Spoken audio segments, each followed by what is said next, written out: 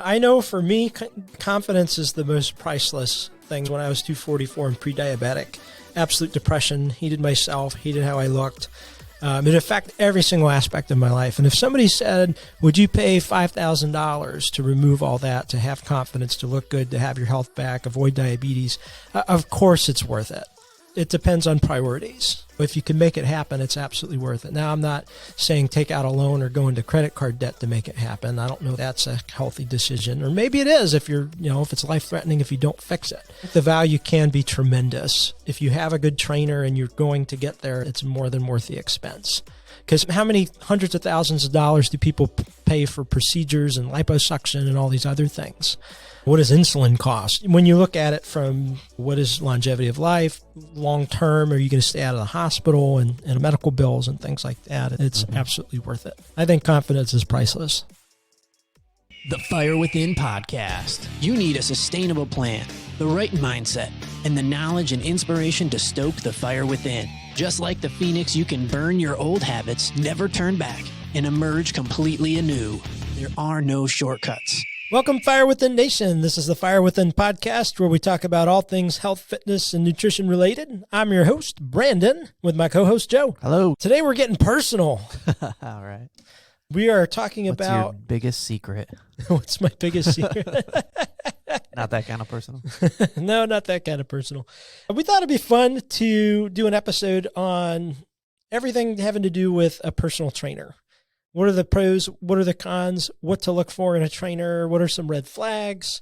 What kinds of situations is one warranted and helpful? How long to keep one? How many sessions? All kinds of stuff. What is it like in the industry? So that's what we're going to go with today. What do you think are people's biggest stereotypes of personal trainers? Oh, I love that commercial where they're in a gym locker room and the guy's going, burn, burn. It's like they're just trying to make her muscle sore. Big meathead. I'm here to pump you up. One of the first things that comes to mind, or did before you started being my personal trainer, was like when somebody in Hollywood would try out for a movie, then they'd spend 6 months with this Hollywood celebrity personal trainer and get ripped. Yeah, and they're like smacking cookies out of their hand. Yeah, I think that could be a stereotype. I think a lot of people expect, hey, in 30 days, I'm going to completely transform my body, which in some ways you can, but is it sustainable? Is it long-term? There's different ways of going about things depending on what your ultimate goals are. I was just on the website for one of the places that gives you certifications, and it says that there are 340,000 certified personal trainers working in the U.S.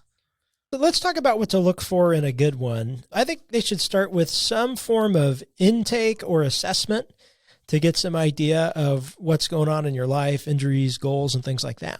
Yeah, otherwise it's not really personal training. No. Then go to group fitness. And I have nothing against group fitness. I think it's fun. But if your injuries, your lifestyle, your movement patterns, your nutrition, if all that's not considered, I think it's pretty tough to make a plan that's going to create much change for you. What is the frequency that you can adhere to a program should be taken into account? Yeah, and what are some of the questions that you think people should hear on an intake or early on with a personal trainer to know if they've got a good one? Nutrition.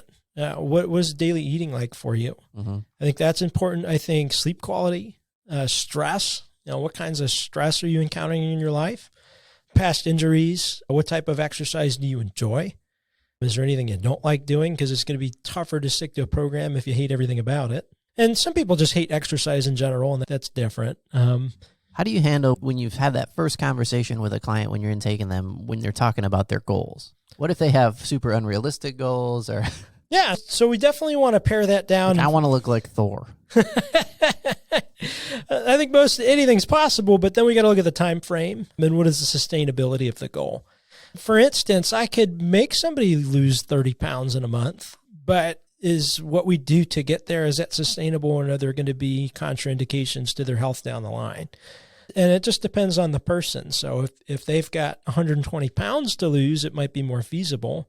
If they only have 30 pounds overall and they're at their ideal weight, that's probably not going to happen in a month in a safe way. Yeah. So understanding what it takes and what are they willing to put in. Now, I have some clients when we first start, they're like, yeah, I'm all in. I'll do anything you say. Let's go 5 days a week. And then if I have somebody else that says, yeah, I could commit to 2 days a week for an hour, you're not going to get there in a month. Yeah. I bet a lot of people just come in knowing like I should work out. Do you have to help them like set goals and help pull the goals out of them? Absolutely. And sometimes they have a hard time articulating what those are for themselves. I can imagine sometimes they think their goal is like lose weight, but it's actually something else. There's a root reason. We've talked till we were blue in the face about the why, at least on this show. So why do you want to lose weight? Typically it goes down to confidence or to avoid health circumstances that run in their family and things of that nature. And so that may be more of the actual goal. But losing weight is still something that probably should happen and can create a healthier lifestyle, but not just weight itself, but more like body composition. Yeah. How important do you think it is for people when looking for a personal trainer to look at their certifications? They can have a master's degree in exercise science and still be a terrible trainer. So it's a hard question. So what do you encourage people to look for? We do want them to have some sort of qualifications, right? So they should hold something, whether it's National Academy of Sports Medicine, American Council of Exercise, or even some sort of university type degree. But I would want them to look at track record, other clients, what is the injuries rate of them, what is the success rate of their other clients. I think that's really important. But more importantly, if they have all the science knowledge, how effective are they at actually getting to behavior change of their client? Because having every qualification and certification in the world means nothing if you can't translate that into actual behavior change through communication, through almost a counseling aspect of it as well. And that takes incorporating what's going on in their lifestyle, their sleep, their stresses, and all these other different things. What about issues about like style? Because sometimes I think of a personal trainer and I'm just thinking the stereotypical Hans and Franz from SNL, like blah, blah, blah, like military, like in your face. Come on. And that's not everybody's style. Right. I imagine that works for some people. That's highly motivating. And then for some people, that would be not very motivating. Yeah. So I'm the opposite of that. I'm pretty laid back and I think you could still, but some people want that. I actually had one client in my entire career that I lost because they wanted more militant and it just wasn't me and we weren't a good fit. I'm not going to scream at them in the middle of the floor. It's just not going to happen. Yeah. I don't think it's necessary. A lot of personal trainers will offer like a consulting session or a free condensed session so you could find that stuff out. Yeah, absolutely. So if it's training, if it's going to be ongoing training, I always offer that. So that way we could find out is it a good fit? What are your goals? Right. So the question of why you think like having a health assessment or learning like stressors and diet, what does that help you as a trainer when it comes to catering their plan? It helps me figure out what are proper intensities and exercise modalities. If I know that they're getting really poor sleep, we probably don't need to be doing HIIT training, high intensity interval training. That's going to be harmful to them and their adrenal system because you have to consider the hormonal effects on their whole body. So depending on what types of sleep quality and stressors and other things are going on, maybe we need to first incorporate more stretching and restorative type techniques before we start beating the crap out of their body further. Right. Or maybe high intensity interval, or maybe long-term endurance running could be a really poor decision for them because their adrenal system's already being attacked, which can then translate into thyroid issues and all kinds of other stuff. So all those things are important. And I ask my clients every single time I get with them, how are you feeling today? Did you get good sleep? And that's going to alter, even if I program something for them to do, I may scrap that completely based on how they feel and what their body's going through that day. That's another thing that could be a red flag if your personal trainer doesn't care about any of that stuff and just has a program and no matter what you come in as, you're doing that program, I think that could be a red flag. Right. The other thing I would say is very important is they never encourage you to push through pain. You always hear, no pain, no gain. Right. Now, muscle fatigue and burning is fine. That's good pain. But if something doesn't feel right in a joint, if there's an acute sharp pain, if something doesn't feel right, the set should be stopped immediately. And anybody that would encourage you to push through that, I think you're just asking for surgery later on. Yeah, and we've done that before in my workouts, or I've seen you doing it when you're working out. Just change the exercise. Don't do that one. Yeah. You can still work the muscle group, but change it up. Yeah, there's hundreds of ways to work each muscle. If there's one that's not working with your body mechanics or how you're feeling that day, then change to something else or leave it alone if it's really inflamed and bothered. Even people with chronic injuries, maybe they've had significant rotator issues in the past. Maybe they have bone spurs and things like that. It doesn't mean you can't train that muscle. It just means maybe you train it in a shortened range of motion that allows you to get stronger but not injure it. There's always ways around it, but the number one rule I have with clients is if it hurts, don't do it. Yeah. And you stop that rep. You don't do a couple more reps and see if it gets better. You stop. Does that really hurt? Let's do one more. Yeah, that's not. Yeah, it does. Let's try one. Yup, still hurting. Now, I do want you to push through fatigue and burning where we're seeing muscle change. Because when you lift, you are literally tearing muscle fiber. Right. And it's through proper rest and recovery that it repairs and gets stronger. But that's entirely different than an acute pain, joint pain, and things of that nature. So having a personal trainer, I think for a lot of people, they might put that in the luxury category. But you and I were chatting before the show and just doing a little bit of research about how much money people invest in health and fitness their whole life. And I think it's a conversation worth having about if you're going to invest. We read this article about millennials, and through the course of their life, they're going to invest more on health and fitness than they do on their college education. And so if you're going to invest that much money in health, you want to be sure you're investing in the things that push the bar forward. You could be like the average consumer. We shop now and be like, okay, so what are most people spending their money on? And I should spend my money on that. But it seems like because of the state of health in our country, that would be the exact opposite way to approach this equation. Like, what are most people doing?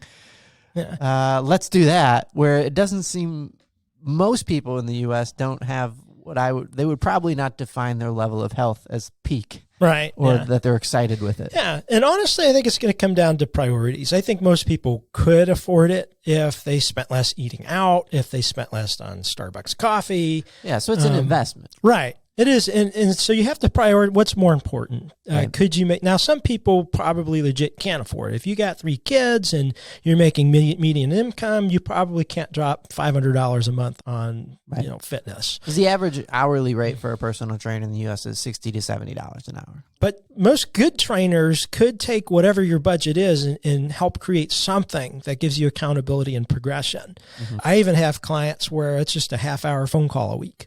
Right. But that's enough to keep them on track and keep them going. Yeah, I think it would probably depend on your level of personal motivation. Yeah, because I have other clients that they've been working for a while and all they need is progression. So once a week, I can tell them what to do for the whole week. And then I have others, if I'm not standing in the room with them, they're not doing anything. So like you said, personal motivation is going to be part of it. And then just prioritizing and shuffling things around. So if personal training is an investment, let's talk about like why it's worth it and why it might not be worth it. Yeah, it's usually 40 to 50% increase is depending on what statistics you look at are reported in successful goal reaching happens when you have that motivation from a trainer. Yeah. They can usually get you there safer without injuries. When I started on my own, I've mentioned this on the show, it was Men's Health magazines, and I ended up seriously injuring my rotator, my shoulder, getting cortisone injections. Yeah. I see most people taking like a Men's Health magazine or a muscle magazine and being like, all right, I'm going to do what the most elite athletes do. And I'm starting tomorrow and I'm never missing. And that might not be the right way to start working out. Yeah. Yeah, and just having a set, even if you know everything there is to know about exercise, having a second set of eyes to view your form makes a huge difference. Yeah. You kept mentioning motivation, but I also think, like you said earlier, that some people won't do anything if you're not there. I think there's motivation and accountability is a big thing too. Yeah. Because I know I've been guilty of, I can think of times, I've usually had a gym membership on and on throughout my adult life. And there were seriously times, and I bet people listening can relate, where you go to the gym and you just walk around a bit. Do some arms. You do a couple arm exercises. Yep. You walk on the treadmill and watch like 20 minutes of Judge Judy, and you're like, I nailed it. Went to the gym. Let's drink some muscle milk. Yeah. The other thing I was guilty of in college especially, I'd work out and go, man, I deserve some Arby's. Yeah. And I'd get curly fries. And not anymore, but no, I think the motivation aspect makes it worth it. The injury prevention, I think I would put as the top. Can you get to your goal successfully without injury? Right. Because when you don't know what you don't know. And right. I find that the older I get, the more I realize that's true of more and more topics in my life. I just don't know what I don't know. Some people, they only know a couple exercises. So if they do get injured, they're stuck. Yeah. They're like, I guess I can't work my upper body ever again. But a personal trainer could help figure out, first of all, what could be causing the injury. Obviously, we're not doctors, so we can't diagnose or prescribe. Right. But we can help find avenues of how to work those without creating further injury. The views and opinions expressed on this show are not meant to be used as medical advice. Consult your doctor before implementing any health or exercise changes. The Fire Within encourages you to do your own research and aims to spark interest and motivation to a healthier lifestyle. I'd have to imagine if you're looking for something to be motivating for you for working out regularly and you invest in a personal trainer and you're a frugal person, your frugality could be the most motivating thing because you're like, I am not going to not work out. I'm going to make sure I get the most out of this that I possibly can. Yeah. Now, one other interesting thing to compare is the benefits of working with a trainer at a gym versus a personal trainer on their own that's not associated with a club. Yeah. So do you normally pay less for personal training as part of a gym membership, or is it about the same? I think typically it's going to be more because if you're a gym owner, you have to pay for overhead of the club and you have to pay the trainer for their services. So I know in the past, my rates were double and I actually received half or less. So I used to be $110 an hour, and before taxes, I was only keeping about $50, right. And then that was taxed. On my own, I'm charging half of that, actually making more money, so both win. And on top of that, there's not a gym membership that they're having to pay for just to have me as their trainer. How will I watch Judge Judy? That's the downer. You don't get to watch Judge Judy. So I think that's something to consider. Now, the downside is if you're on your own, you don't have access to 50,000 square feet of equipment. Mm-hmm. Now, I feel like I've done a good job of collecting equipment that allows me to do everything I could have at another gym and gives enough options for people regardless of where they are. Yeah, and a lot of trainers have their own, we just jokingly call them micro gyms, where you got all the equipment that you need. Now, I'm a personal trainer. I have a home gym. I'll still sometimes go to a gym that I have a membership for just to get out of the house. I don't have a sauna. I don't have a hot tub. I don't have a pool. And some of those restorative modalities, yoga classes and things like that, that's still important to people too. I think there's a benefit to both. And I don't have anything against going to a trainer at a gym. And most trainers, I think, start at a gym.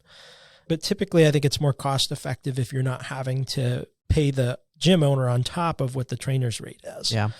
And I didn't begrudgingly give up that percentage because when you work for a big company like that, you got the best of the best equipment that they're paying for.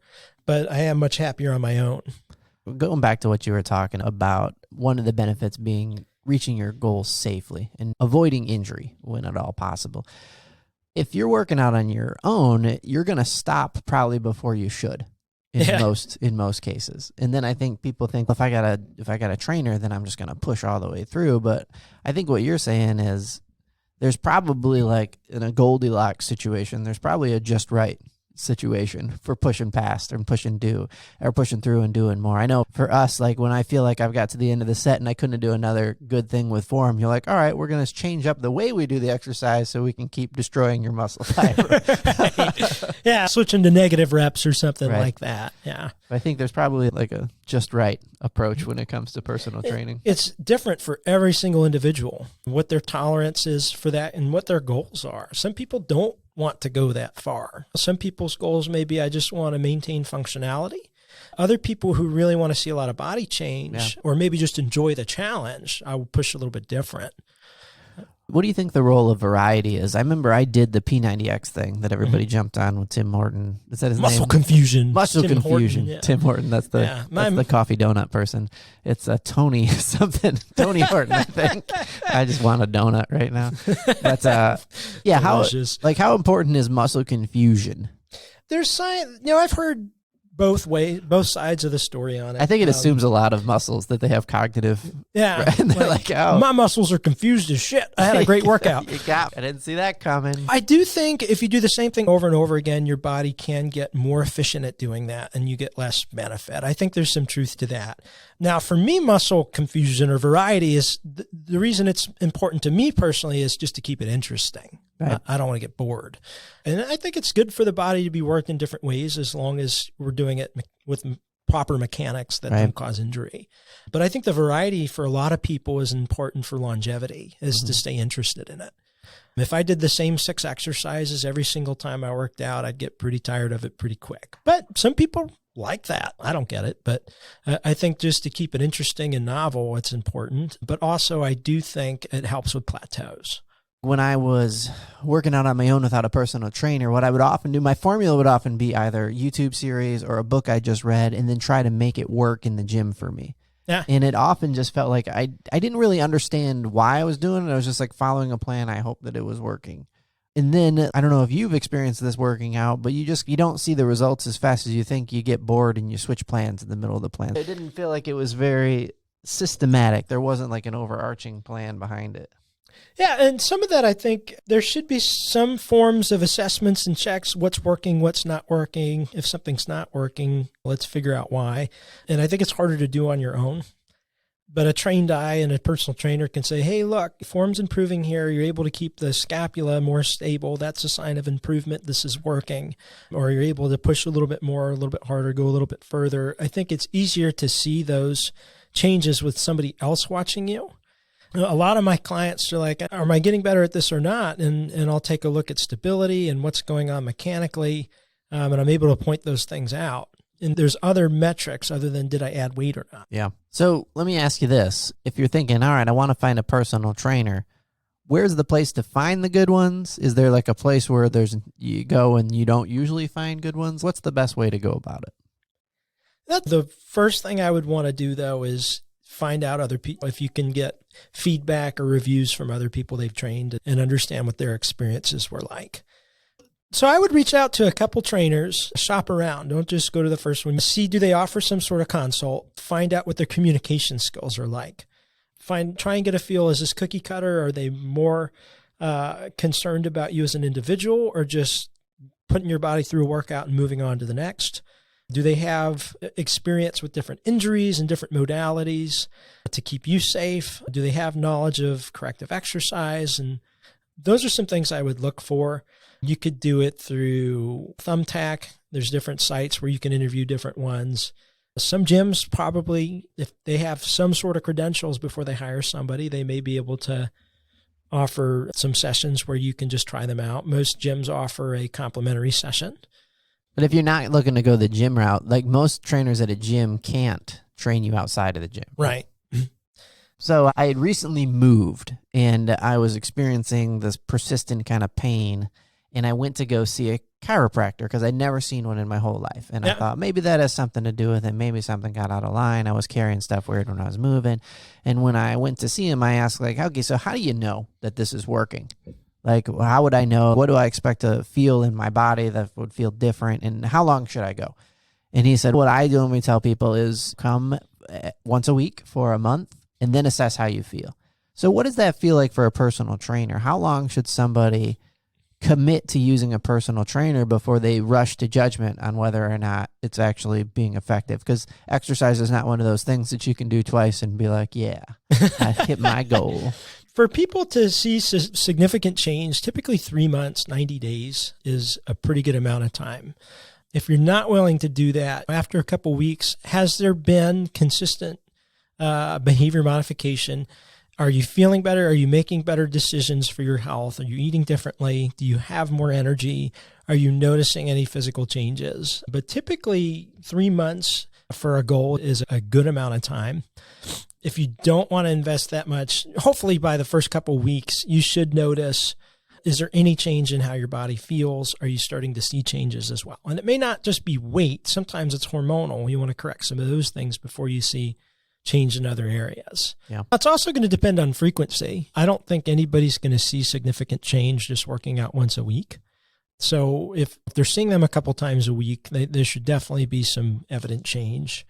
And what kind of change would you expect to see, like in, let's say at the end of week 3, what kind of changes would somebody be looking for? I think their stamina should improve, their endurance. If cardio is part of their programming, that should start to get easier. They should start to notice strength gains.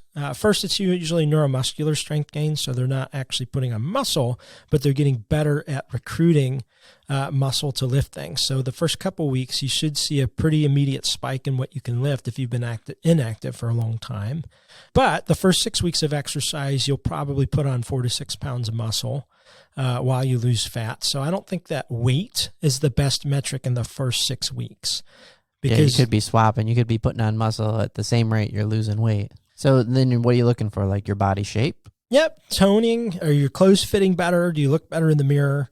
Things of that nature. If there's nutrition recommendations, hopefully you're feeling better. You have more clarity. Maybe your sleep's improving. Maybe you're not as depressed. There should be some hormonal changes happening as well. So a lot of people ask me when they first started programming, how many times a week should they train? Now, if the only time they're going to work out is with me, a minimum of twice a week, I would think. Outside of that, I don't think they're going to see a lot of change. But it also depends on their goal. If their goal is just to maintain functionality and they don't care about body change or strength gains or any kind of performance goals, then 1 to 2 times a week may be okay. If they have a significant weight loss goal, probably 3 times a week would be more warranted. But then it also depends on how dedicated are you to do stuff on your own and how much knowledge do you have and confidence that you can carry out a plan on your own. So it may also depend on experience with exercise as well as injury. So if you have no experience, I always front load with more sessions up front. And once they get comfortable, if they want to back off, they can. What do you think the role is of like habit forming in that? Because I was thinking if you do something once a week, you're going to slip back into the other habit in the next 6 days. Whatever led you to the place where you were looking to come work out, you're probably going to slip back into that habit. Yeah. If you're not motivated to do stuff on your own, I just don't think once a week is going to do a whole lot. Is there a number that's too much? That's too much? I would think 5 days a week is a lot. It would be like special circumstance if you were going to be the next Thor. Yeah. Or now I did have a client do that, but what we did was we had a periodized program where the middle of the week was always flexibility, yoga, correctives, and addressing all the things for injury prevention and recovery. But is that like something where people have a short-term goal to look like a wedding coming up, a thing? I think that would be okay. But they have to listen to their bodies. If they're feeling like it's breaking down, they're not recovering well, then it's too much. But typically 2 to 3 days on hard with some rest in between before your next 2 to 3 hard day bout would be about as heavy as I would go. Now, stretching, yoga, recovery type techniques, maybe focusing on nutrition on some of the days in the middle, that gives your body a break. I think that's okay. Yeah. Then one other thing I'd like to add as far as how many sessions and how long to keep a trainer, hopefully a trainer does a good enough job at educating the client so they know what to do and how to do it. People that stay on or keep up with the high frequency, it would be because they like the accountability piece and the progression that the trainer provides, not because they don't know what to do. And that's something to look for in a trainer too. Are they an educator or are they just dragging you through workout? Now, that's not to say some clients don't care about the education piece. I've had clients, they go, I don't care, just take me through the workout. And they honestly, they don't want to think for themselves, and they like just having the trainer take care of all that and not explain the whys. Mm-hmm. In that case, you should still be asking, your trainer should still be asking you questions. How do you feel today? How'd you sleep? Things like that. Yeah. But they may not care as much about understanding biomechanics and everything going on underneath. So let's say you're in that 2 to 3 times a week workout plan. What's the right length of a workout people should be looking for? Because I've seen trainers that have 30-minute workouts. Is that enough time? If it's high intensity interval training type, I think it is. It can be. But then you're not incorporating corrective stretching. You're probably skipping core, or maybe you can build it all in. I think it's going to depend on the intensity of the session. Usually the shorter the session, the higher the intensity. Unless these special populations, I have a client with Parkinson's, and we meet half an hour twice a week. Endurance and stamina are pretty low. So I think it could differ per person, but typically the shorter the session, the higher the intensity and the less we can include. So if you want total body workout, it's going to be tough to get that in half an hour. What we'll do is we'll skip ancillaries like biceps, triceps, shoulders, traps, and we're just going to hit the major muscle groups. Right. Or we're going to split it into an upper day and a lower day. Yeah, I think it's tough to get a lot in a half hour, but some clients, that's what works with their schedule and their budget, and we make it work. Yeah. And I think it's better to have more time so that we can also address corrective exercises, spend more time on core and anything else going on as well.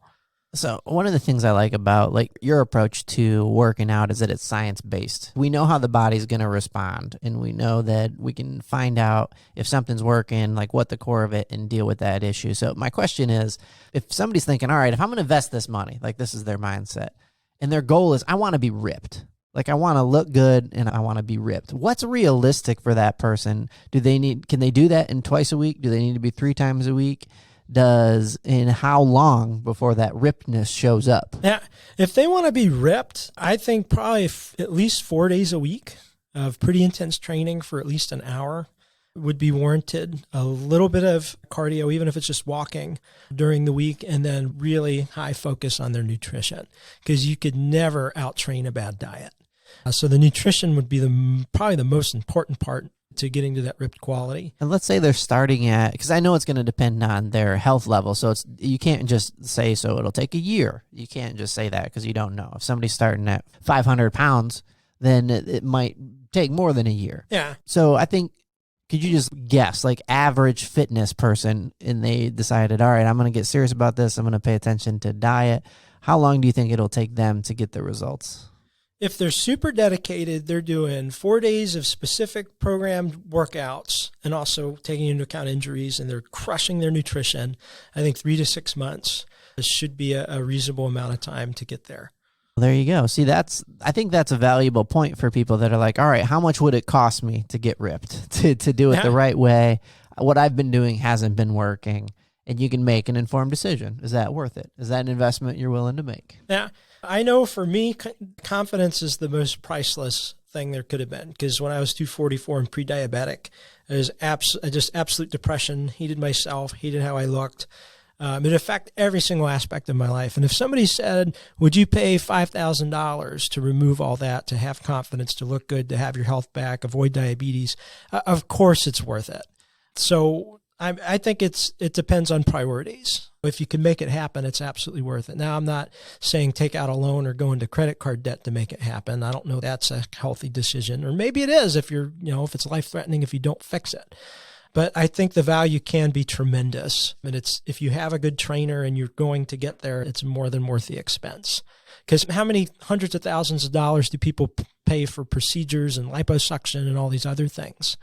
If you figure in the cost savings of health benefit. Now, what does insulin cost? When you look at it from what is longevity of life, long term, are you going to stay out of the hospital and all these medical bills and things like that? It's absolutely worth it. I think confidence is priceless. I know for me, confidence is the most priceless thing. When I was 244 and pre-diabetic, absolute depression, hated myself, hated how I looked. It affected every single aspect of my life. And if somebody said, would you pay $5,000 to remove all that, to have confidence, to look good, to have your health back, avoid diabetes, of course it's worth it. It depends on priorities. If you can make it happen, it's absolutely worth it. Now, I'm not saying take out a loan or go into credit card debt to make it happen. I don't know if that's a healthy decision, or maybe it is if if it's life-threatening if you don't fix it. The value can be tremendous. If you have a good trainer and you're going to get there, it's more than worth the expense. Because how many hundreds of thousands of dollars do people pay for procedures and liposuction and all these other things? What does insulin cost? When you look at it from what is longevity of life, long term, are you going to stay out of the hospital and medical bills and things like that? It's absolutely worth it. I think confidence is priceless. So at the end of the day, I think the strongest argument for investing in personal training is, what is confidence worth to you? Think about what would you spend on surgeries and all kinds of other nonsense to have that, to feel good about yourself. I hope you guys learned a little bit from this episode, and I hope it helps you to make an informed decision on what is it worth to you to invest in something like a personal trainer. If you'd like to do that, I'd love to set up a complimentary consultation with you. It's no risk. You can ask me questions, see what I offer, and see if we're a good fit. You can check me out on firewithinnf.com. My contact information is up there. You can check out testimonials of people I've worked with in the past. and love to meet you. Thanks for tuning in today. I hope you got a lot of value out of today's episode. If you did, go check us out at firewithinnf.com. You can subscribe to our newsletters and make sure you never miss an episode or any other content. Also, be sure to follow us on social media.